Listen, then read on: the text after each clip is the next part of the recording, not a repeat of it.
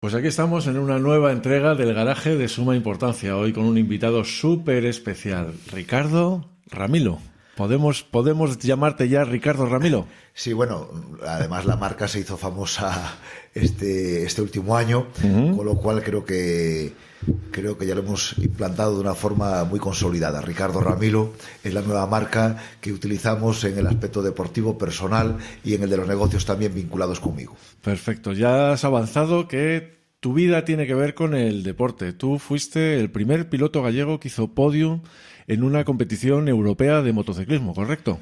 Sí, esto ya sucedió hace unos cuantos años, en 1992, y efectivamente en el Campeonato de Europa de Super Sport en Donington Park, en Inglaterra, pues hice el podium, que fue el primer podium internacional de la historia de un piloto gallego. Y a mí una de las cosas que me llama la atención, como un tipo como tú, que mide casi 1,90, es capaz de hacer podium compitiendo con gente que imagino que medirá muchísimo menos que tú, porque el peso en el motociclismo es una herramienta, o sea, puede ser un obstáculo muy grande, ¿no?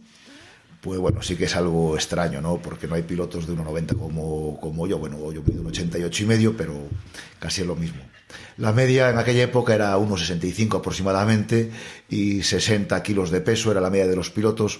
Y a mí me tocaba correr pues con 1,90 y con 77, 75 kilos de peso. Pero bueno, como esto fue algo que descubrí cuando era niño, ¿no? Que lo único que me parecía que hacía medio bien era montarme en bicicleta y después en moto.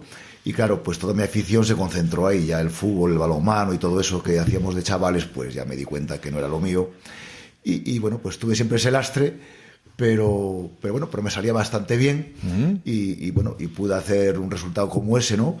Y bueno, encantado, aunque sé que soy consciente de que era una limitación importante. Claro, ¿y cómo conseguiste esos éxitos, esos triunfos? ¿Por la técnica, por la raza? ¿Qué es lo que crees que fue la diferencia, ¿no?, que marcaste? Bueno, a veces pienso en esto, ¿no? A veces, ahora que tengo ya pues 57 años, pues pienso esto que hacía con 20 y algo, ¿no? Y me pregunto qué hice, ¿no? Pues bueno, yo creo que fue fácil. A los 9 años me di cuenta de eso, tuve mi primera bici y ya me pareció que aquello era lo que más me gustaba y que había descubierto algo increíble, ¿no? Pues claro, después de esto llegan las motos y dice, bueno, pues todavía esto es mejor para mí, todavía no hay que pedalear, es más bonito, cuesta menos esfuerzo, y ahí empiezo y yo quería ser corredor, yo quería ser piloto, pero eso es algo que a veces puede parecer una utopía, ¿no? Que un chaval de barrio, como le dije a mi entrenador de fútbol con 15 años, le dije, ya no vengo a entrenar más porque yo quiero ser corredor de motos. Y no era nada, no fui ni corredor de motos ese año, ni el siguiente, ni el siguiente. Y al final sí que lo conseguí, pero atreviéndome a irme de viaje con un GS, un Citroën hecho polvo de 50.000 pesetas y con una moto prestada, y me dije, la meto dentro y para dormir la saco, me meto un colchón y duermo allí. Y esa fue mi primera idea. Y me lancé al vacío directamente a una prueba del Nacional en Gandía, sin entrenar, sin tener moto, con todo prestado. Y resulta que éramos 66 y solo podían correr 36, y resulta que me clasifiqué el 24. Con lo cual me dije, bueno, el miedo a ser malo pues ya se me había ido. Y bueno, por lo menos valgo para estar entre los 36 mejores. Y bueno, después rodaba el 14 o el 15 en carrera. Con lo cual, bueno, pues ahí ya se me abrió una puerta, sintiendo que sí que podía hacerlo. Y después, pues... Fíjate que me llama muchísimo la atención porque al final es un programa que tiene que ver con el emprendimiento, ¿no? Y luego abundaremos en ello. Pero algo que ahora dicen los jóvenes emprendedores es: no compres aquello que puedas conseguir prestado y no pidas prestado aquello que puedas conseguir gratis. Tú en este caso fue lo que hiciste. Fuiste un adelantado a tu época. O sea, hiciste tu primera carrera sin nada tuyo. Sí, sin nada. Bueno, mira, la moto era prestada. El coche para ir allí me llevó uno. Y el casco era uno viejo que andaba por casa. Y el mono lo compré de segunda mano a otro amigo. Y fue así. Es que si no lo hago así, hubiese sido imposible empezar. El conseguirlo. Tuve motos prestadas hasta 3 años. Mis tres primeras temporadas las corrí con motos prestadas y no demasiado competitivas. Hasta el año 89, que fue el cuarto, que me compré una moto. También una anécdota, porque la compré, una moto nueva, pero como no me daban el crédito, lo pidió mi cuñado para coger la moto, y yo le pagaba a él las 20.000 pesetas mensuales, que era la cuota, y por fin tuve una moto nueva, propia, que tampoco era muy competitiva, porque había que prepararla, y también me tuve que aprender eso, que nunca tuve un mecánico que me preparase las motos. Y también fue eso, otra anécdota, que tuve una moto nueva, pero a nombre de otro, porque no me daban el crédito. Que fíjate, es curioso porque realmente sí que fuiste un adelantado a tu época. Ahora se utiliza mucho esta metodología que se llama Lean Startup, ¿no? En el que básicamente lo que haces es preparar un prototipo. O sea, no esperas a tenerlo todo perfecto. Tú lo que haces es empezar haciendo algo, y a medida que vas trabajando, pues vas perfeccionando o vas incluso consiguiendo recursos. El mayor problema es que muchas veces, cuando un emprendedor piensa en tener todo lo necesario para sacar adelante con éxito lo que tiene en la cabeza, no lo hace nunca, porque nunca llega a conseguir aquello que necesita. Y esto, sin embargo, arranca con lo que tienes. Y con lo que tienes es como empiezas. Bueno, mientras me estaba diciendo todo esto, me vino a la cabeza una frase que no es mía, ¿no? Pero que la leí esta mañana en la agenda mi agenda de trabajo. Cada semana tiene una frasecita. ¿Y sabes cuál es la de esta semana? ¿Cuál? Las oportunidades no ocurren, se crean. Se crean. Esta la fotografié para enviársela a mis hijos, porque está muy bien. Y al hilo de lo que dices, si tú no creas la oportunidad, te quedas en casa. Sí. Al final, creo que lo más importante es estar en el camino. Y para estar en el camino tienes que ponerte en marcha. Si no te pones en marcha, no estás en el camino ni creas ninguna oportunidad. Al final, creo que la mayoría de las veces consiste en empezar y sin saber si vas a acabar. Claro. Pero por lo menos intentarlo. Teniendo la confianza. Fíjate, me recordabas ahora un libro que me encantó en su momento, La buena suerte, de Alex Rovira, en el que básicamente a un caballero le dicen que si quiere obtener la mano de la princesa, pues tiene que conseguir un trébol de 4 hojas. Y se pasa pues todo el libro prácticamente intentando ir buscando ese trébol de 4 hojas que nunca encuentra, ¿no?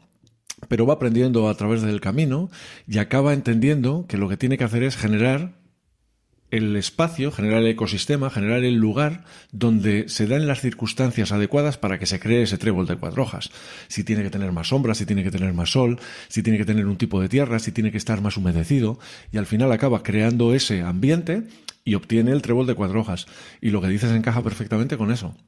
La suerte es un factor pues azaroso. Puedes tenerla o puedes no tenerla, pero si tú vas creando poco a poco el ambiente necesario, es mucho más fácil el poder conseguir los objetivos que tú tengas, sin duda ninguna. Mira, a mis hijos, que ya tienen entre 27 y 22 años, ¿no? Pues le doy la chapa con cosas de estas, ¿no? De padre. Claro, claro, es lo que nos toca, dar chapas, ¿no? Entonces, a uno de ellos que acabó ahora pues, sus estudios ya, ¿no? Y está en Alemania trabajando, y le digo muchas veces, tienes que crear situaciones, tienes que provocar situaciones. Y yo les digo, yo a veces entrenaba para el trabajo, a veces iba a comprar, cuando empecé la promoción inmobiliaria, por ejemplo, pues no sabía cómo ir a comprar un terreno a una persona, ¿no?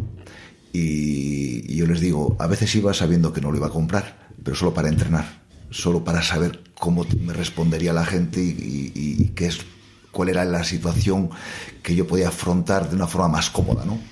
Y yo se lo resumo en esto, yo le digo, tienes que provocar situaciones. Si tú provocas situaciones, pues irás aprendiendo cómo es la relación de las personas a estas situaciones. Si tú no provocas situaciones y estás todo el día en un estudio con un ordenador, que está muy bien, pero claro, pero te pierdes esta parte tan importante, y es cómo relacionarte con las personas, cómo entrenar para saber cómo reaccionan las personas. Y no solo eso, fíjate que yo, que hago muchos talleres relacionados con la oratoria, con hablar en público, que es uno de los grandes miedos de la gente, les digo que la diferencia entre hacer algo por primera vez y hacerlo por segunda es enorme.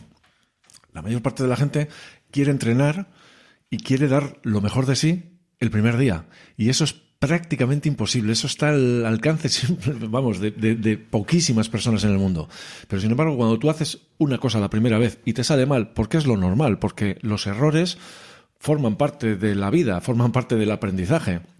Cuando tienes esos errores, la segunda vez ya partes sobre una base. Y la diferencia es enorme.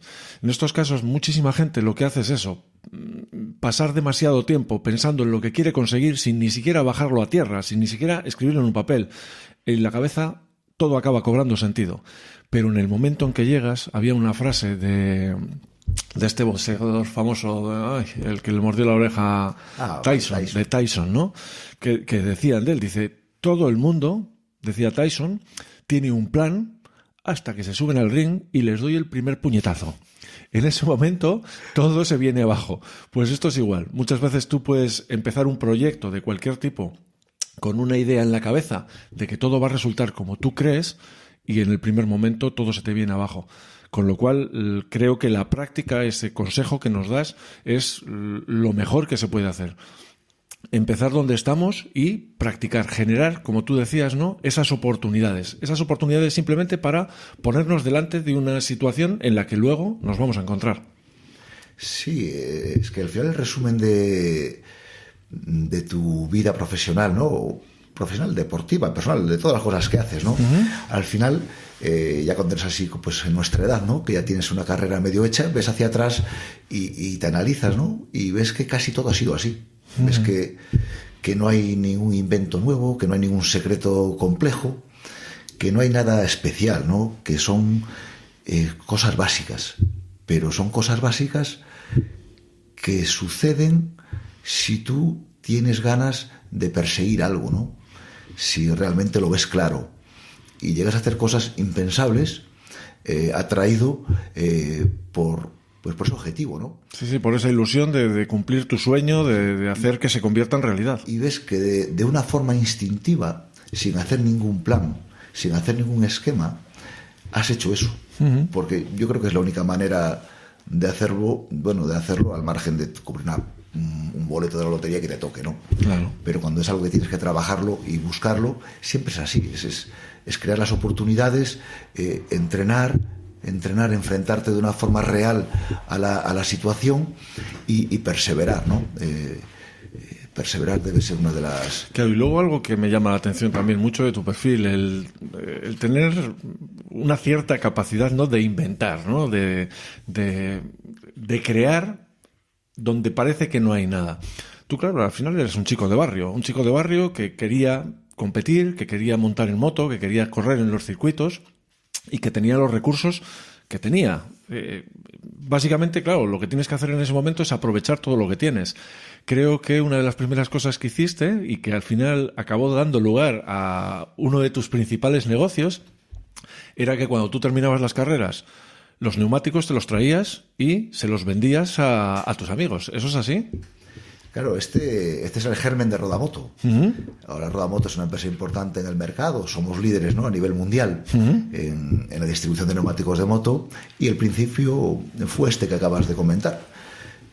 Claro, una de las cosas que se te ocurre es que se te ocurre todo sobre la marcha, ¿no? Uh-huh. Y una de ellas es que los neumáticos que usábamos eran interesantes para mis amigos de la calle, porque eran neumáticos rayados como los de calle. Uh-huh. Y comencé a venderles los míos. Y claro, yo tenía el patrocinio de una marca de neumáticos que me los regalaba y yo los vendía al 50% del precio del mercado.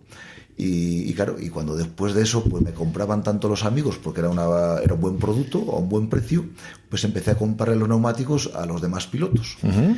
Y de repente creamos un mercado que no existía y era el mercado de los neumáticos de moto de segunda mano, que eso no existía, claro. Ni lo hay prácticamente ahora, ¿no? Uh-huh. Sí lo hay de coche, pero no de moto. Y de ahí nació Rodamoto. 10 años vendiendo neumáticos de las carreras, de mis carreras, después de los que seguían corriendo cuando yo ya no estaba, pero se los comprábamos. Y bueno, y eso se convirtió en un negocio pues normal, un negocio de verdad. Es que pasaste a ser empresario, o sea, fue como una cosa muy, muy transparente, ¿no? Pasaste de ser piloto a ser empresario sin tener esa vocación, simplemente por una necesidad que tenías, que era la de generar dinero, y empezaste a aprovechar lo que tenías recursos que los demás imagino que no utilizaban, porque muchos de estos neumáticos yo imagino que acabarían pues puestos de aquella, ¿no? Que ahora ya no se ven, pero me acuerdo cuando los circuitos tenían en las curvas neumáticos para cuando se salían los pilotos y cosas de estas. Al final, eso era algo que la gente despreciaba, pero que tú, sin embargo, pudiste aprovechar. Sí. Nosotros limpiamos los basureros de los circuitos de toda España. Cuando ya el negocio demandaba más materia prima, que eran los neumáticos usados, pues pasamos a hacerle dibujos a los slicks, a los neumáticos lisos, que se usan en la mayoría de las categorías. Y ahí un día se me ocurre la idea y le digo a mi mecánico: mira, vamos a llevar un par de ellos lisos y le hacemos los dibujos nosotros a ver cómo funcionan. Le dimos unos dibujos y funcionaban muy bien. Se los dimos a algunos amigos para que los probasen. Ninguno se mató, todos vinieron de vuelta con ellos y dijimos: esto está hecho. Y comenzamos a traer los neumáticos slicks. Y recuerdo una de las frases que yo le decía cuando yo no iba él solo, le decía: no te despistes, cada neumático liso que está tirado por allí, por el paddock, debajo de los camiones, tú imagínate que es un billete de 5.000 pesetas. Eso es a como los vendíamos. Hay que cogerlos todos. Claro. Y fíjate si cogimos todos, que acabamos, como te digo, limpiando el basurero de todos los circuitos y trayéndolos aquí a Vigo. Y bueno, hicimos unas plantillas muy bien hechas, imitando a los dibujos de los neumáticos de calle, normales. Y bueno, a 1 metro de distancia prácticamente no se diferenciaba el hecho por nosotros y el del calle de verdad. Y ahí, bueno, pues vendimos muchos miles de neumáticos. Sí. ¿Y cómo se vio eso? Porque claro, de repente tú eres un outsider, eres una persona que aparece de la nada, ¿sí?, en el mundo de los neumáticos. Imagino que habría ya empresas vendiendo neumáticos y de repente, claro, tú pasas de vender los 2 pares de neumáticos que utilizabas en cada carrera a vender cientos o incluso miles. ¿Cómo fue esa transición? ¿Cómo fue la transición cuando ya habíais acabado con todo ese material que estaba ahí a disposición del primero que decidiese utilizarlo y empezaste ya con el germen, digamos, de lo que ya es hoy Rodamoto? Bueno, como el principio, las oportunidades no ocurren, se crean, ¿no? La necesidad te lleva a crear la oportunidad, ¿no? Es algo que tampoco nadie hace ahora. Nosotros dejamos de hacerlo porque en el año 2000 empezamos con el asunto del Internet, de las ventas online de neumáticos, que también fuimos pioneros en España y en Europa, ¿no?, en ese tema, que es lo que nos hizo estar ahora muy bien posicionados en todo el mundo, ¿no? El paso es lo mismo, es lógico, es que de repente de vender los míos, que eran 3 juegos que me daban cada fin de semana, o sea que son 6 neumáticos cada fin de semana de corrida, pasamos a tener los 6 de todos los demás pilotos de media, y después pasamos a los neumáticos lisos, que le hacemos el dibujo, y se va generando una demanda de una forma prácticamente automática. Natural. Vas contándoselo a la gente que, bueno, pues en aquella época recuerdo que le vendíamos a los desguaces, que vendían neumáticos usados de coche, y conseguimos que nos comprasen los de moto y aumentaron pues su cartera de productos, ¿no? Y el salto después ya, bueno, ahí vendimos como de miles, pero en el año 2000 cambió un reglamento en una categoría que era la de Super Sport, la que yo corría, que todavía hoy se hace con neumáticos de calle. Y en aquel año dejaron de hacerse las carreras de Super Sport con neumáticos de calle y pasan a hacerse slicks, con slicks. Y el producto estrella era el de los neumáticos de calle. Los slicks nos daban mucho dinero porque era materia prima gratis, pero los neumáticos de calle eran los que hacían estar a la gente. La rotación. Claro, esa era la clave, ¿no? Y fíjate si vendíamos tantos, como tú dices, que los fabricantes, cuando en el año 2000 les pido si me venden neumáticos nuevos para empezar en el nuevo negocio, neumáticos nuevos, ya que no teníamos de calle usados. Y se acordaban de todas nuestras ventas con los usados y me recordaron que a mí no me iban a vender nada. Un neumático nuevo, porque nosotros éramos, como decían ellos, la peste bubónica de los neumáticos, porque les comíamos el mercado con los neumáticos usados. Claro. Era algo que tampoco llegué a pensar hasta que les pedí si me vendían los nuevos. Pero bueno, eso fue otra vez otra oportunidad. O sea, fíjate que es curioso porque en el mundo de la empresa muchas veces nunca te puedes dar por satisfecho y nunca puedes pensar que tienes la idea definitiva. Es una transformación total, es aprovechar las oportunidades, es darse cuenta, ¿no?, como tú hiciste en ese momento, de que hay cosas a nuestro alrededor que pueden tener valor y que la mayor parte de la gente no les presta atención porque está en otras cosas, pero que eso en un momento determinado puede cambiar y tienes que cambiar, tienes que pivotar tu negocio, en este caso pasar de ser un referente, imagino, en el mundo de los neumáticos de moto usados, un negocio que tú inventaste, a pasar a, claro, la venta de neumáticos de moto nuevo, donde había ya competidores serios que además te veían efectivamente como, como la enfermedad del sector, ¿no? Sí, pues así es. Pero es que en los negocios, al final, si tú no te reinventas todos los días, estás muerto. Porque todos los días sucede algo nuevo en el mercado, ¿no? Lo difícil es verlo. Pero siempre está sucediendo algo, ¿no?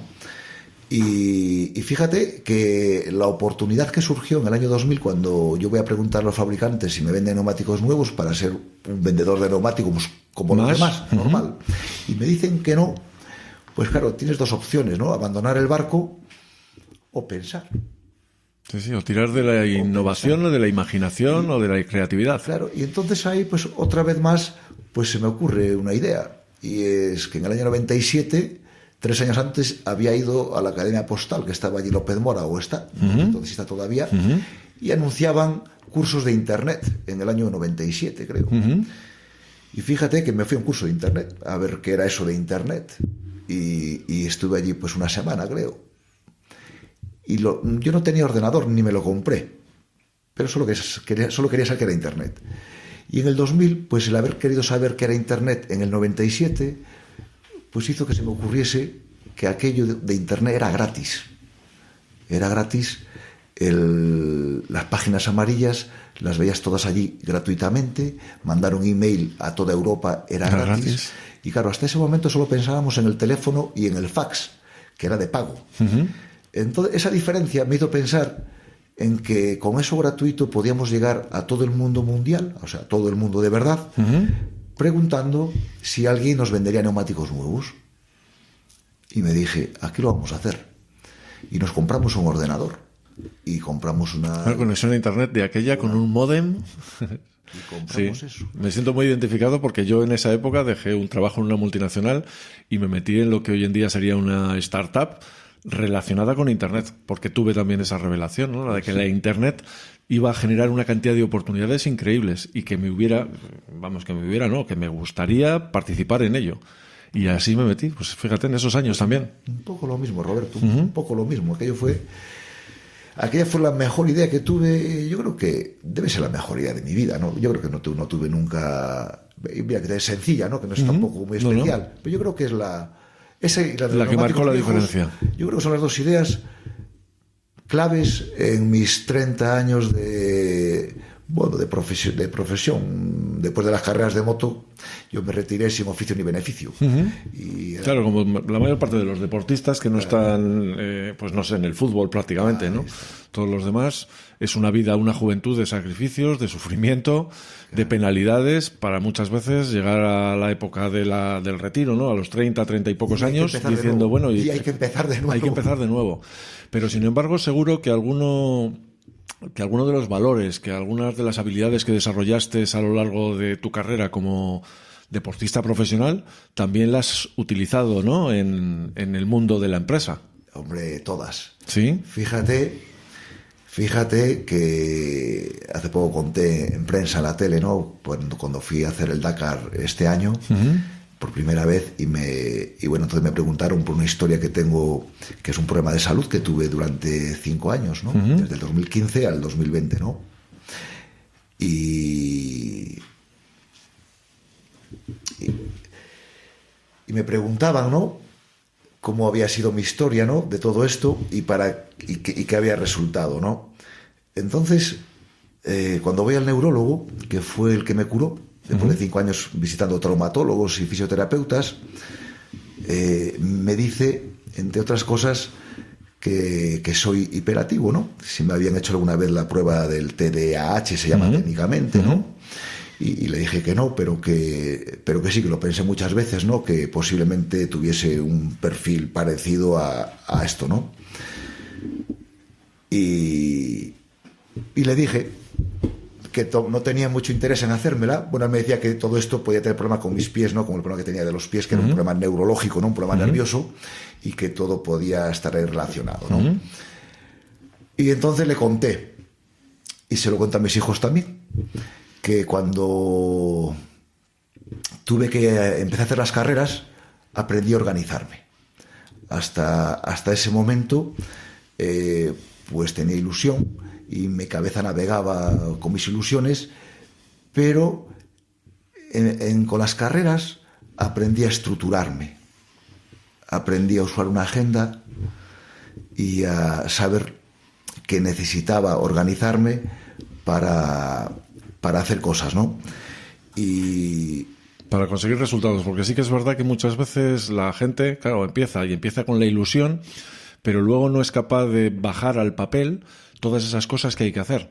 Y para conseguir un resultado al final no es más que una sucesión de cosas que tienes que llevar adelante, que tienes que llevarlas, y además en un orden determinado. Sí, la clave es esta, es darte cuenta de que todo lo que piensas, si no lo plasmas en un papel, en algo, ¿no?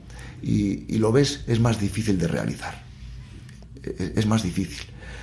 Yo gasto un montón de bolígrafos y de lápices escribiendo cosas cada día que son cosas pues chorradas a veces, cosas que tengo que hacer, o esquemas continuamente para entender algo que a lo mejor no comprendo. Sí, es que fíjate que es una tercera fase, porque todo comienza en la cabeza, todo comienza en las ideas, y en la cabeza todo tiene sentido, ¿no? Pero luego eso hay que verbalizarlo. Lo que tú tienes en la cabeza y lo que sale por tu boca muchas veces es diferente, ¿no? Y fíjate que algunas veces lo hemos comentado, ¿no? El problema que tienes cuando tú quieres transmitirle a alguien algo que ni siquiera tú tienes claro en la cabeza, y es donde viene esa tercera fase, la de bajar algo y hacer un esquema o ponerlo en un papel, porque eso igual lo puedes dejar ahí durante un par de días, enfriar, y luego ver si realmente tiene sentido o no. Lo has clavado. Bueno, ¿cómo lo vas a clavar? Tú eres el experto. El que viene aquí de visitante soy yo. Lógicamente, tú eres el experto. Claro, es que eso que has dicho de enfriarlo y dejar un par de días es clave, porque a veces no eres capaz de verlo a la primera y te pones con el papel y lo vas cuadrando todo, pero no acabas de cerrar el asunto, ¿no? Y claro, que a veces lo dejamos madurar y volvemos a enfrentarnos a él a lo mejor un par de días después. Claro. Pues porque se te ocurre algo que no se te había ocurrido antes para cerrar el esquema y darte cuenta de cómo podrías realizar eso y cómo podrías, más importante, explicarlo, porque si no sabes explicarlo, difícilmente vas a realizarlo. Que ese es uno de los mayores problemas.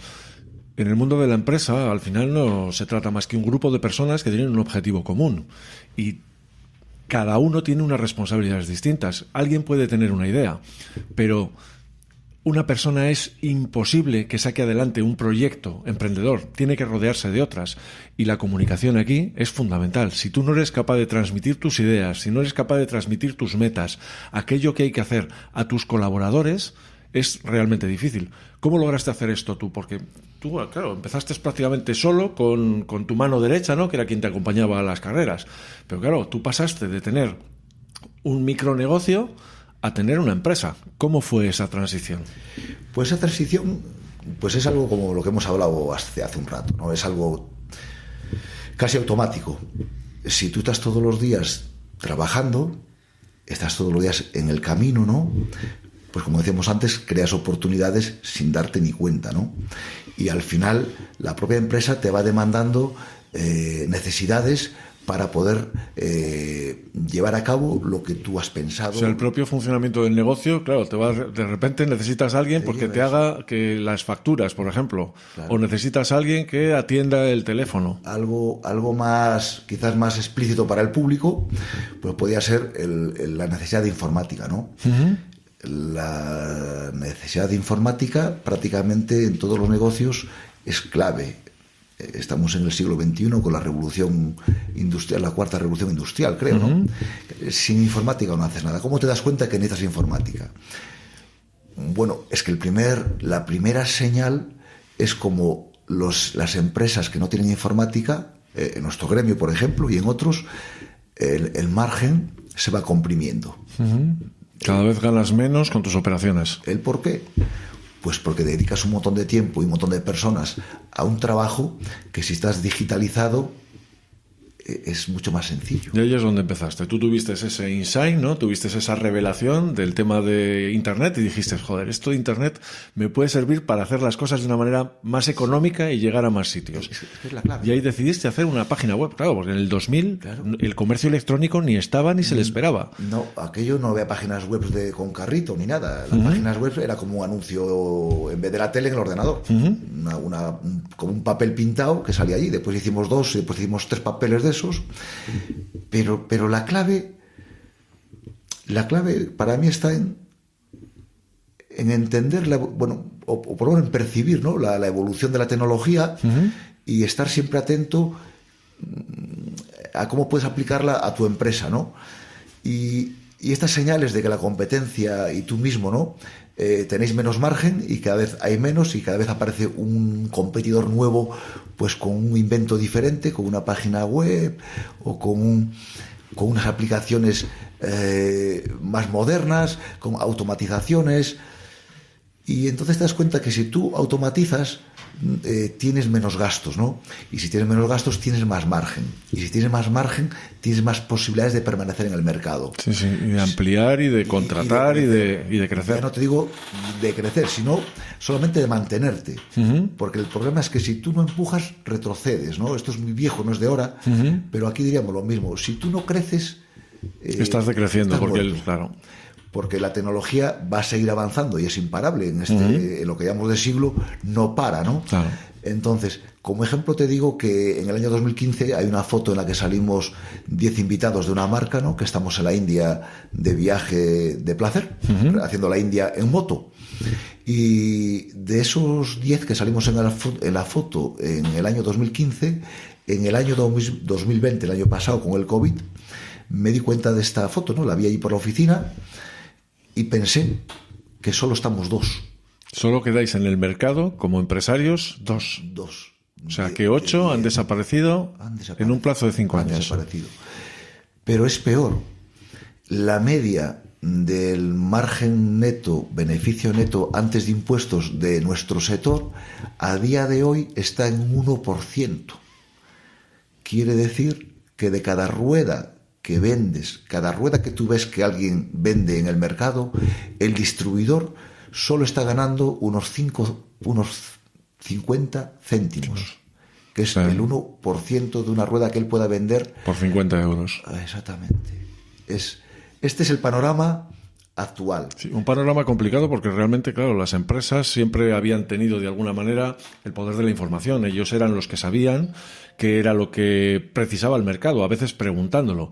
Pero claro, Internet lo que hizo fue dar una herramienta increíble a los consumidores. Entonces, un consumidor antes pues tenía la posibilidad de preguntar en 2 o 3 sitios cuál era el precio de las ruedas de motos. Ahora puede hacerlo en cualquier lugar del mundo. Y lo puede hacer además desde su casa y en tiempo real. Sí, es así. El mercado online llega a todas las casas y llega a todas las casas el mercado online de todo el mundo. Claro. No de España o de Europa, de todo el mundo. Con lo cual, o estás listo para que eso no frene tu fuente de ingresos o te la va a fastidiar, ¿no? Claro, y eso lo viste tú, porque claro, montaste la página web cuando realmente la competencia no sabía ni prácticamente de qué se trataba eso, ni tenían sus propios dominios, ni nada. Y claro, tú lo que hiciste de repente fue dar un salto internacional, porque hasta entonces vendías motos pues, prácticamente a tus amigos y aquí en España. Pero en ese momento Internet lo que te permitió fue convertir Rodamoto en una empresa internacional y empezar a vender en otros mercados. Bueno, este detalle que cuentas lo estábamos obviando y es muy curioso, ¿no?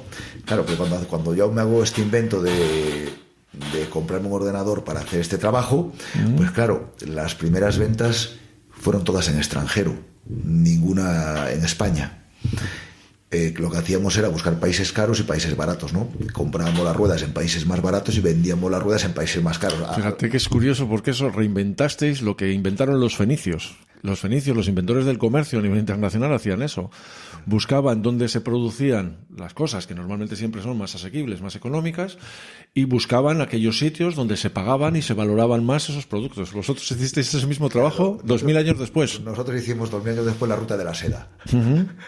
Hicimos un mercado que que es básico. El darte cuenta de que hay lugares en donde las cosas no cuestan lo mismo que en otros lugares es una información clave. Y pensarlo tampoco es muy difícil, solamente es crear el clima para poder pensarlo. Y así empezamos, y efectivamente nosotros nacimos como una empresa internacionalizada, pero sin buscarlo. Fue algo casual debido al rechazo de los fabricantes a vender ruedas nuevas, por haber sido unos terroristas en el mercado con las ruedas usadas. Es algo... Es lo que decíamos antes. Si tú tienes una necesidad y analizas qué hay en el mercado, qué hay a tu alrededor que pueda ayudarte a cubrir esa necesidad, seguramente vas a tener algún paso que dar y seguramente va a aparecer alguna idea, porque como te decía en otro internet, no sabíamos nada más que el curso ese que yo había ido a hacer para conocer eso de internet, ¿no? Pero después hay cosas más importantes que van sucediendo, ¿no? Por eso no puedes quedarte en un concepto, ¿no? Nosotros nos inventamos esto de las páginas web y de la venta online. Éramos famosos en Centro Europa, en Holanda. En Holanda había un foro que era el Motor Forum, que era enorme, y allí cada día escribían páginas de nosotros, ¿no? Yo a veces las copiaba para traducir y entenderlo, porque a veces hablaban en flamenco, ¿no? Y es que eran tantas que me leía una de vez en cuando.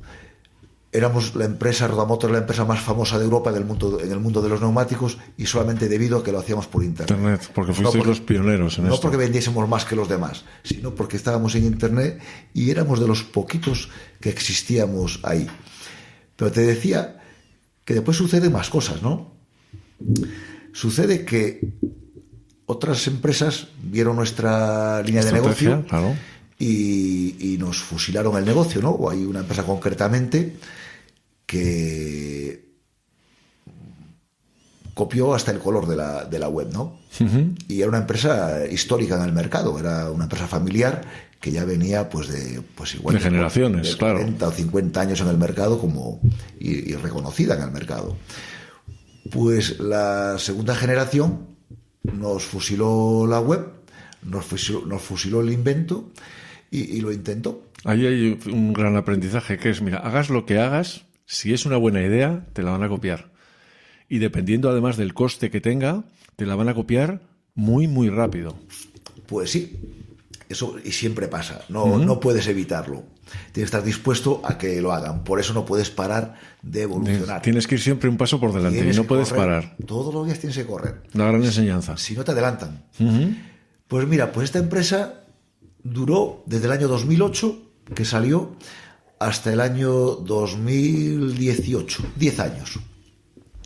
Y tenía un nombre comercial mejor que el nuestro, tenía un dominio mejor que el nuestro, tenía más potencial económico para poder invertir, más recursos, mucho más recursos, y cerró. Ya que lo achacas. ¿Por qué tú sigues a día de hoy, no? Y empresas como estas, que supuestamente es como si una pequeña empresa, una pyme, compite contra una multinacional, ¿por qué gana? ¿Cuáles son esas herramientas que tiene la pyme que la multinacional no ha sido capaz de ejecutar? Porque al final nuestra característica, quizás la principal, es esta, que queremos evolucionar la empresa todos los días. Siempre queremos mejorar la empresa.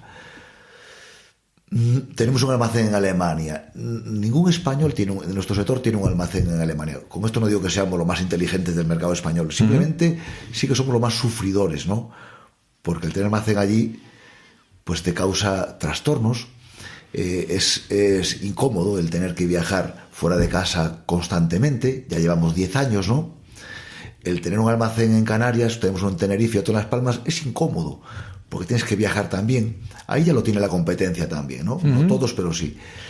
Pero son cosas que a veces son incómodas, pero que te facilitan el marcar la diferencia, ¿no? Teniendo un almacén en Alemania, pues lo hicimos para estar más cerca de todos nuestros clientes de Europa. Claro, porque tú, básicamente, alguien te pide igual en Holanda unas ruedas de moto y las tiene en su casa, ¿en cuánto tiempo?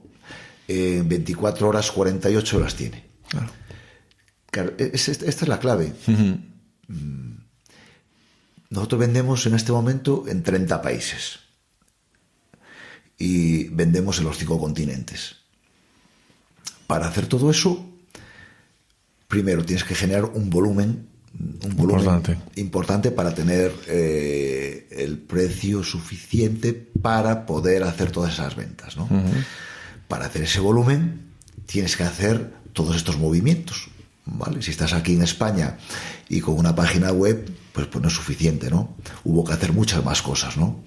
Entonces, una de las cosas que hicimos, por ejemplo, que fue clave, 7 años después de empezar, es que los fabricantes me piden si puedo cambiar mi modelo de negocio.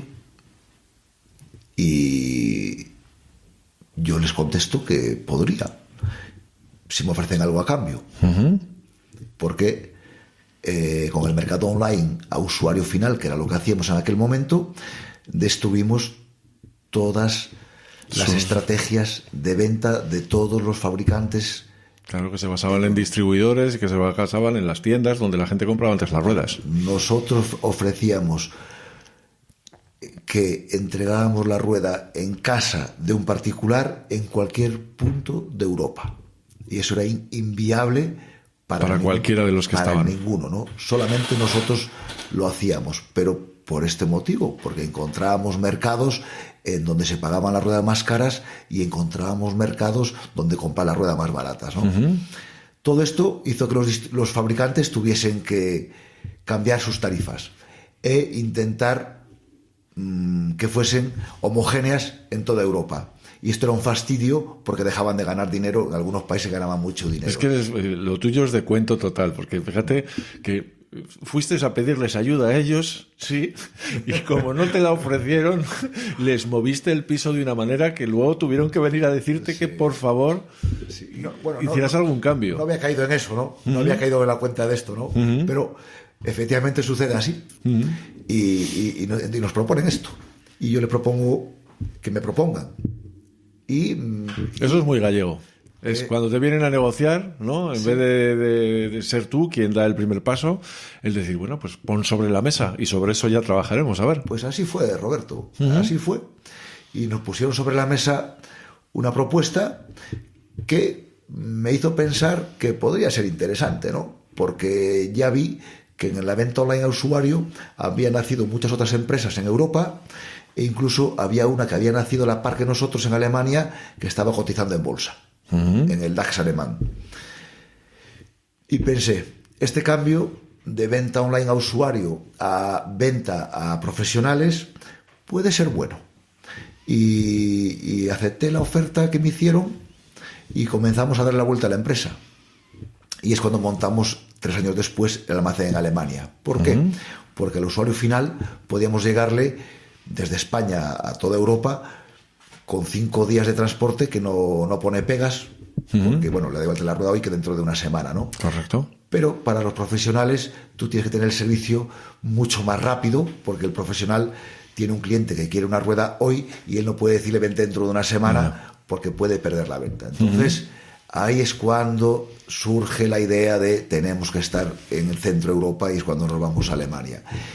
Y quizás estos cambios, bueno, claro, cuando llegamos a Alemania vemos más cosas y es que al poco tiempo nos damos cuenta que hay plataformas de venta de neumáticos como puede ser el Amazon en otras cosas, o sea, marketplace de estos, que resulta que te pones allí con otros 50 distribuidores y la plataforma gestiona las ventas, pues posicionándote de primero o de último, dependiendo del precio de venta que tengas, y son ventas automáticas. Claro, eso en España no existía. Claro. Pero tampoco me fui a Alemania para ver eso, me fui por otra cosa. Pero al estar allí descubrí que había esto. Y entonces entramos a plataformas. Y ahí conocemos un mercado nuevo en el que nuestras ventas se disparan, ¿no? Que fíjate que ese es un concepto muy curioso, con una palabra mágica, que es serendipia. Esa no la conozco. Pues mira, serendipia es encontrar algo cuando estabas buscando otra cosa. Lo encuentras de manera casual, pero fíjate que fue lo que te sucedió. Eso fue lo que nos permitió hacer rentable el almacén de Dresden, en Alemania, el primer año. Nuestro objetivo era, bueno, perder dinero el primer año, el segundo año intentar empatar y el tercer año empezar a ser rentables. Una cosa muy interesante desde el punto de vista de los empresarios, porque la gente parece que tiene la idea de que cuando tú montas un negocio vas a ganar desde el primer año. Y eso no sucede nunca. No. Como decía un amigo mío, hay que tener mares de pérdidas para luego tener océanos de beneficios. Y lo de los océanos a veces pasa y a veces no. Sí, me gusta esa otra frase que tienes tú, que es una vez se gana y otra se aprende. Así es. Esa me encanta. Entonces fuimos a Alemania a aprender, no a ganar el primer año. Y sin embargo, fíjate que después de perder el primer año, descubrimos las plataformas, los marketplaces estos, que para mí esto era impensable. Yo no sabía que existía eso. Y somos rentables el primer año. Con lo cual, no es solamente el tener la idea de que hay internet, de que hay una página web. No es suficiente. Tienes que tener eso, pero después tienes que utilizarlo. Y tienes que buscar otra vez circunstancias, situaciones. Seguir creando. Seguir Es una de las cosas que me llamó la atención, porque tú además has sido capaz de reinventarte, has sido capaz de hacer cosas casi contrarias a la razón, ¿no? En el año 2007, 2008, tú eres una persona muy informada, tú todos los días lees medios de comunicación. Y eres una persona, además, que gusta de hacer reflexiones sobre qué es lo que está leyendo, ¿no? Intentando interpretar un poco la realidad. Y en el 2007, cuando las cosas iban de maravilla y cuando era el España va bien, ¿no?, de aquellas, tú tuviste una revelación. Tenías los almacenes llenos de ruedas. ¿Y qué es lo que sucedió? Bueno, pues en la crisis, cuando llega la crisis del 2008... cuando quiebra Lehman Brothers, ¿no? Primera vez que quiebra un banco tan importante, ¿no? Y se desata el pánico a nivel mundial, pues claro, también se desata en nuestro sector, ¿no? Claro, como en todos. Como en todos los sectores. Pero, bueno, la primera reacción fue ver nuestros stocks, cómo estaban, cuánto dinero debíamos y qué previsiones de venta teníamos, ¿no? Y el primer momento fue de cautela, o sea, el año 2009 fue de estar pendiente de hasta dónde podía llegar la crisis en nuestro sector. Y no había pensado en esto, pero ya que hablas de ello, justo es cuando decido acelerar el proceso de Alemania. Ya en el 2007 pensé que teníamos que hacerlo de Alemania cuando nos metemos en la venta profesional, ¿no? Cuando los fabricantes me hacen la propuesta y pasamos a profesional, sabemos que los plazos de entrega tienen que ser más rápidos, ¿no? Y es cuando digo, vale, si tienen que ser más rápidos, tenemos que estar en Centro Europa para poder hacerlo. Lo que no quería era perder las ventas que ya teníamos en aquella época en 25 países diferentes cada mes. Y para que la crisis no nos afectase tanto, o para hacerle frente a la crisis, me dije que tenía que acelerar el proceso del almacén de Dresden, de Alemania. Y lo que hicimos fue, a mí mismo me digo, ¿no?, pasar al ataque. De estar un año en una posición defensiva, el año 2009, que te lleva... Esto es un tema clave en las empresas. Esto me gustaría que la gente reflexionase sobre esto, ¿no? Cuando tú estás en un plano defensivo, ¿no?, por un tema de crisis o porque tienes falta de financiación o, bueno, porque pasa algo, ¿no? Que siempre pasa. En el mundo de la empresa no hay... Siempre va a pasar. Sí. Y yo lo viví ahí y lo fui capaz de captarlo, ¿no?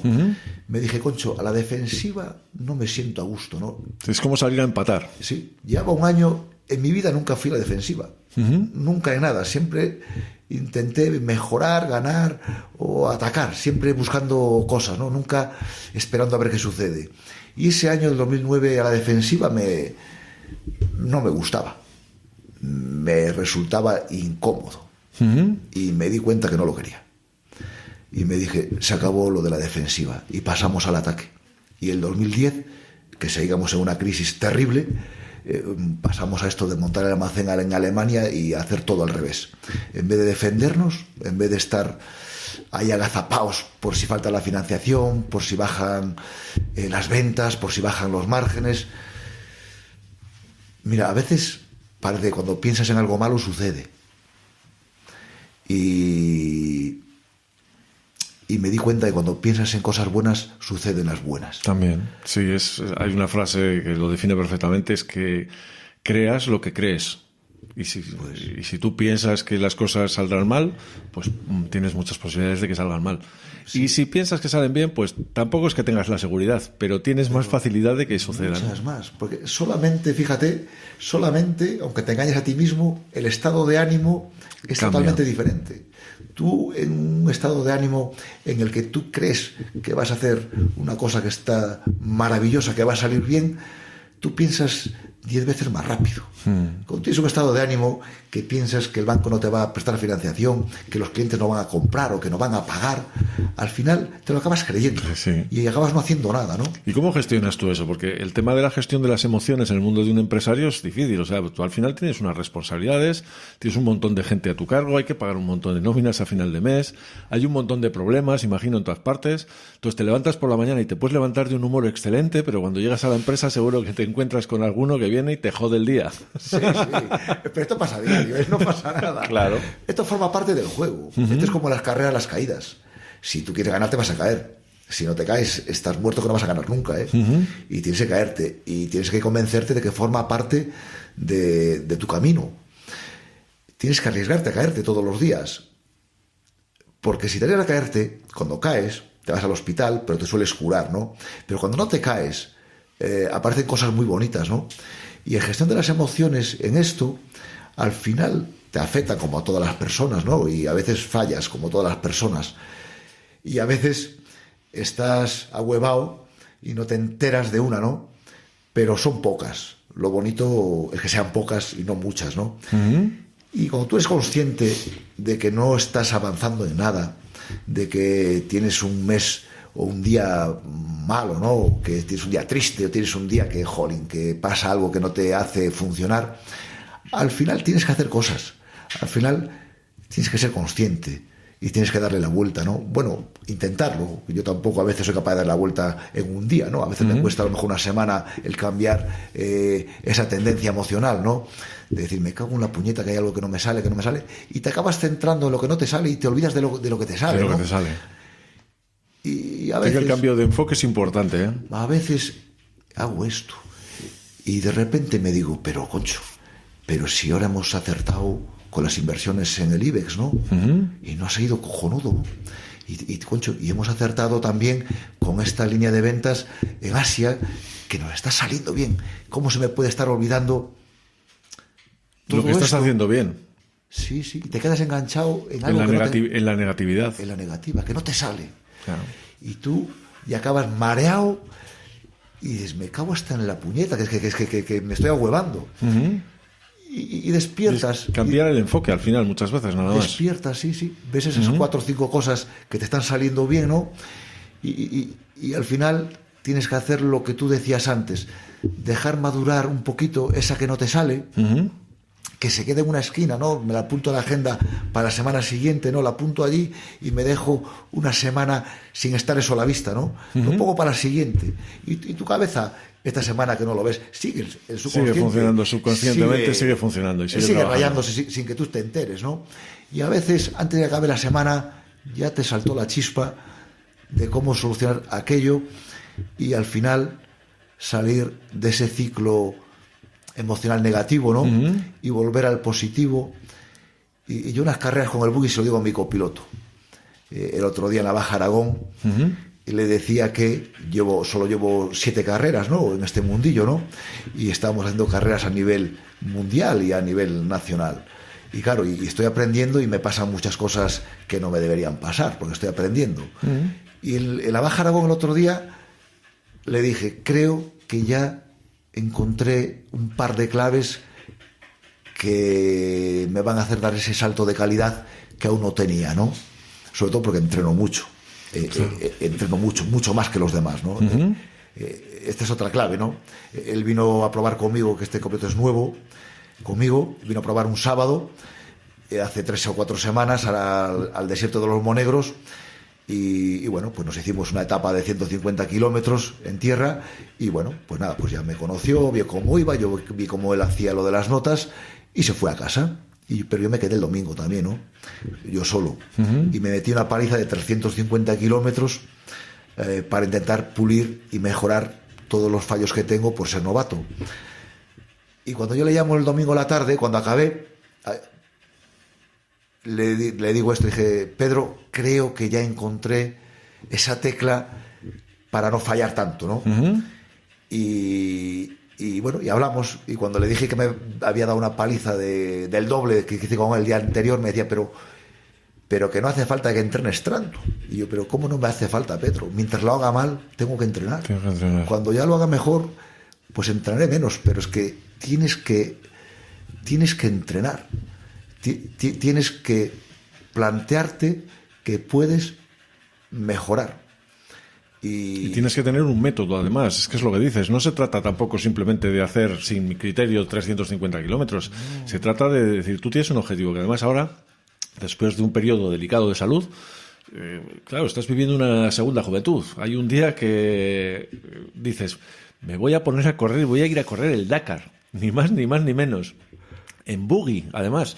Y empiezas desde cero, que eso es algo realmente destacable. La mayor parte de la gente rechaza el salir de su zona de seguridad. Tú, lo más normal, pues hubiese sido que compitieras en motos, porque al final era donde estaba tu conocimiento. Pero sin embargo, te metes en algo donde partes de cero. Y lo que haces es marcarte objetivos, ¿no? ¿Cómo se inicia todo esto? Claro, esta es otra película extraña, ¿no? Que se inicia pues de una forma muy simple, ¿no? Yo fui corredor de motos, como os dije antes, toda mi vida. Yo desde los 9 años que tengo la bici, ya digo, yo tengo que ser esto, ¿no? Pues me parecía que era para lo único que valía, para hacer eso, ¿no? Y este verano, pues hace un año, el verano del año pasado, pues surge esta conversación con un amigo que corre en coches y que se compra un tractor para una finca que tiene. Y manda un mail en copia a Chus Puras, el famoso piloto de rallies, y a mí, y nos dice que un tractor que tiene, que es precioso, y nos manda las fotos. Y yo le digo, al hilo de que está Chus Puras en el mail, le digo, ¿por qué no nos compramos un par de buggies y nos vamos con el Puras al Dakar, que es lo que había hecho él? Y surge así. Yo pensaba comprarme una moto después de que el neurólogo me ordenó la cabeza. Me dije, pues ahora que no me duelen los pies, pues bueno, porque el problema del neurólogo, para que lo entendáis, es que mi cabeza mandaba órdenes equivocadas a mis pies, y mis pies pues se contraían y me moría de dolor, ¿no? Y eso no lo paraba con nada. Pues bueno, esto era para que la gente pueda entender qué es lo que me pasaba. ¿Qué era el problema?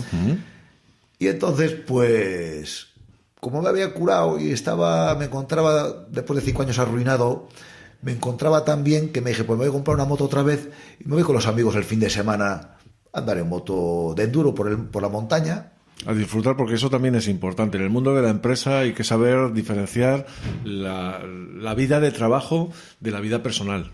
Y no se trata de estar todo el día metido ahí en el trabajo, sino también buscar un equilibrio. Es muy importante. Bueno, es importantísimo. Porque para pensar también tienes que descansar. Si tú no descansas nunca... Sí, en este caso sería desconectar casi. Claro, si estás todo el día dándole vueltas a las mismas cosas... En el deporte lo decimos así, ¿no? Si tú no estás en forma, te cansas. Y si te cansas, el oxígeno no llega al cerebro. Y si no hay oxígeno en el cerebro, tú no piensas y solo cometes errores. En la empresa podríamos aplicarlo, ¿no? El meterte una paliza de horas como hago yo, que me levanto y me meto allí hasta que me voy al gimnasio la noche, ¿no?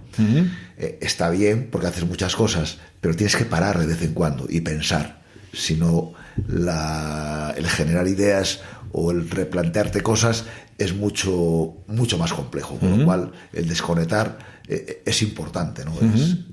Es muy importante, es necesario. Claro. Es necesario. Total, que al final te planteas un nuevo reto, que es ir al Dakar. ¿Has corrido ya un Dakar? ¿Qué hiciste? Bueno, pues hice un Dakar de 12 etapas, corrí 10. Dos no pude correrlas. La última porque me abandonó el copiloto y sin copiloto no puedes correr. Que eso fue, vamos, una noticia a nivel nacional. No se habló de otra cosa durante una semana. Que eso también, en el mundo de la empresa también pasa, el que de repente alguien que está a tu lado y del que dependes, abandona el barco. Y tienes que zafar, tienes que intentar buscarte la vida para seguir andando. Eso pasa en la empresa también, Y el jefe es el último que tiene que abandonar el barco como un como barco, el capitán. ¿no? Como el capitán del barco, ¿no? Y bueno, esto en los rallies, estos que hago, los raids, son raids, pues cuando vuelco, ¿no? Que creo que ya tengo el récord del mundo mundial de vueltas de campana en menos tiempo, ¿no? Uh-huh. Pues cuando vuelco sí que me preocupo de que le pregunte al copiloto lo primero, ¿qué tal está? Por si le pasó algo, pues es quedarte boca abajo, ¿no? O de lado. Y le digo, ¿qué tal está? Y si me dice que, bueno, pues está bien, pues le digo... Si responde, por lo menos. Si responde, está vivo, ¿no? Y siempre está vivo. De momento hasta ahora tengo la suerte de que ninguno se fue al hospital, ni yo tampoco. Y yo lo primero que le digo es, bueno, ¿sales tú primero? Y siempre se lo ofrezco. Siempre le digo que si tal, que salga el primero, aunque esté yo más cerca de la posible salida, ¿no? Y yo le ofrezco que salga el primero. Después si él me dice, no, mejor que estás tú delante, y después salgo. Si no salgo. No, esto es clave. Tú no puedes abandonar nunca el barco si quieres que la gente te siga. Si tus trabajadores te respetan, tienes que hacer esto. Sí. O sea, es predicar con el ejemplo, no es llegar y decir lo que hay que hacer, sino que la gente... Eso es un ejemplo de liderazgo. Eso es clave. Tú tienes que ser... tú no puedes empujar a los trabajadores. Tú tienes que tirar de los trabajadores. Tú tienes que tirar de tu equipo, no empujarles. Hay que tirar y tienes que ir delante, ¿no?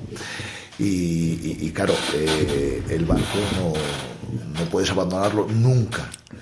Nunca. Y en este caso, pues en el Dakar, mi acompañante pues abandonó el barco y me quedé sin acabar la carrera, pero me quedé muy contento de haber logrado terminar todas las etapas en las que salí por la mañana, que es algo que para un novato pues también se reconoce como que no es fácil. Y también a nivel de mis de que me sienta un crack, pues también hice bastantes parciales entre los 10 primeros de mi categoría, ¿no? Que están, como te decía antes, los mejores del mundo están ahí, ¿no? Y eso pues me hizo estar contento. No sabía rodar en arena prácticamente y acabé siendo capaz de hacer buenos tiempos en arena también. O sea, todo esto que tienes nos habla de un gusto por el aprendizaje, ¿no? Y por una falta de miedo al error total, ¿no? Entendiendo que el error no es más que eso, una parte del proceso. Y una competitividad, además, el exigirte, ¿no? El tener una autoexigencia de decir, no, si me meto aquí, me meto para algo. O sea, me meto para conseguir resultados y para mejorar y para ver esa mejora. ¿Cómo aplicas eso dentro del mundo de la empresa? Es que es lo mismo. Todo lo que tú haces a nivel deportivo, ¿no? En competición, al final es todo aplicable a la empresa. Al final es una forma de hacer. Es lo que tú decías del liderazgo, pues en el equipo tú tienes que hacer, es lo mismo. Tú tienes que liderar el equipo y el equipo avanza a tu ritmo, ¿no? Tú tienes que conseguir que avance a tu ritmo, pero tú marcas el ritmo. Si tú vas mal de ritmo, el equipo va mal de ritmo y no haces nada, ¿no? En la empresa es que es exactamente lo mismo, ¿no? Y el estar siempre creando algo nuevo y no tener miedo al fracaso, ¿no? Es algo natural. Porque como decías al principio, va a salir mal de vez en cuando. Tienes que entrenarlo. No puedes hacerlo a la primera, sería un milagro, serías un superdotado, ¿no? Pero en la vida la mayoría de las personas no somos superdotados, somos normales y encima a veces con alguna característica muy negativa, ¿no? Pues, como ahora se dice de los chavales con el TDAH, esto del que te decía antes de la hiperactividad, ¿no? Que se ve como un freno para la evolución de la persona, que no es un freno, es simplemente un matiz que tienes que manejar y hacer un conjunto que sea válido para funcionar, ¿no? Y al final tienes que arriesgarte a fracasar, porque si no, no pruebas nada. Pero el fracasar no es ninguna tristeza, ¿no? Forma parte del del crecimiento, de la evolución que todos tenemos que tener. Claro, no es una vergüenza. Claro que no. Es un intento. De hecho, aquí en el garaje lo hemos hablado muchas veces, ¿no? Que hay una palabra que se habla mucho en el mundo del emprendimiento, que es lo de fracaso.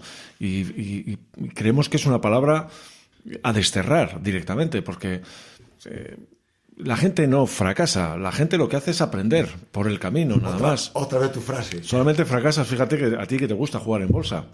Solamente pierdes ¿cuándo? Cuando vendes. Claro, ya está. Entonces, en esto es exactamente igual. Cuando tú dices, hasta aquí he llegado y ya no hago más, entonces puedes fracasar, pero fracasa el proyecto, no el emprendedor. Tú sigues y tú vas a seguir funcionando y trabajando.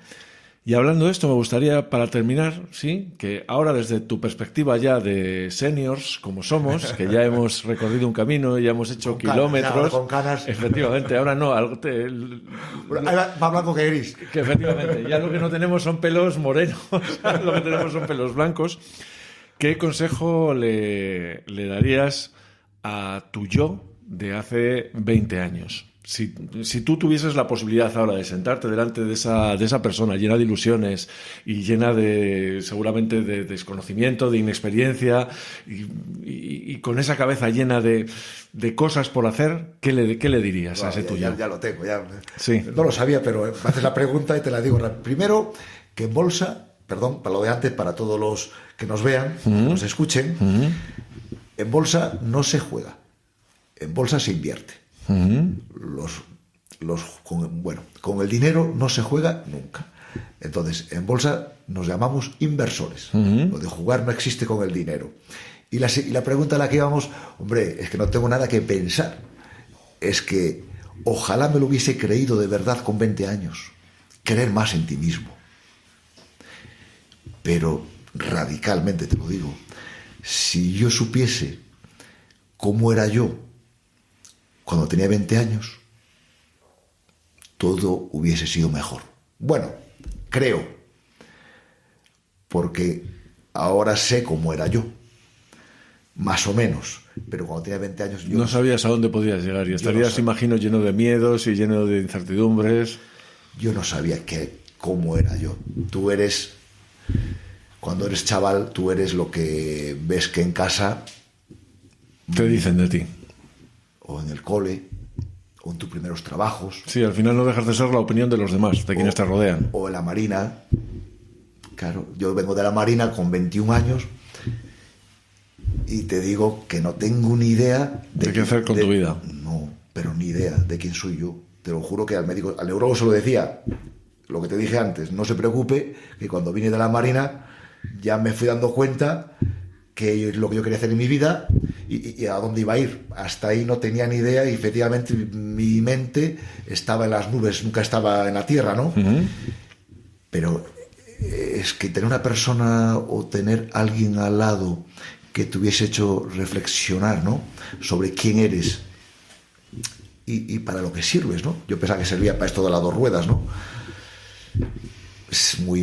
Sería muy importante, ¿no? Sin ser consciente de esta definición, ¿no?, porque nunca me la dije a mí mismo, me lo acabo de inventar ahora porque tú me lo preguntas, pero en cuanto lo preguntaste me vino esa luz a la cabeza que no tuve ninguna duda. Dije, concho, lo mejor hubiese sido esto, saber quién era, ¿no? Y a veces ya, sin ser consciente de la frase, como también os dije antes, a mis hijos a veces les hablo en este sentido, ¿no? Y les digo, que lo comenté antes, no os preocupéis, que yo con vuestra edad, con 20 años o con 22, no tenía ni idea quién era, ni para lo que servía, ni a dónde iba a ir, y no os preocupéis, porque todo esto pasa. Poquito a poco os vais a dar cuenta, como yo, de que se pueden hacer más cosas de las que creéis y que van a venir casi automáticamente si estáis dispuestos a que venga, ¿no? Con lo cual no os preocupéis, que yo era peor que vosotros en cuanto a autoanalizarme o saber quién soy, ¿no? Fíjate que es curioso porque al final es que todos podemos ser mucho mejor de lo que creemos poder ser. Muchísimo. La última frase, Ricardo Ramilo, ya lo habéis visto, nos la dice claramente. Conócete a ti mismo. Conocernos a nosotros mismos, aceptarnos y entender que tenemos un potencial increíble es lo que nos llevará, pues, a desarrollarnos como seres humanos. Sin ninguna duda. Lo primero es creértelo. Si te lo crees, lo intentas. Si no te lo crees, no lo intentas. Ya no lo intentas. Y eso es una desgracia. Pues Ricardo Ramilo, te deseamos todos los éxitos del mundo en esta nueva etapa. Estamos esperando que en el próximo Dakar tengas unos resultados que sin duda serán muchísimo mejores y ojalá algún día te podamos ver en el podium, ¿no? Sabiendo que quien se propone algo y lo intenta de verdad lo puede conseguir. Muchas gracias. Bueno, gracias a vosotros, a ti y a Juanjo, porque al final sí que sois vosotros los que sois capaces de sacar de nuestras cabezas algunas frases que pueden resultar interesantes para los demás. Con lo que de eso se trata en este garaje de suma importancia. Simplemente eso, de a través de una conversación, el extraer píldoras, y yo estoy seguro que a lo largo de esta conversación se han dicho cosas que dan para mucha reflexión y sobre todo para que la gente entienda que las posibilidades están en su mano. Gracias, Ricardo. Gracias a vosotros.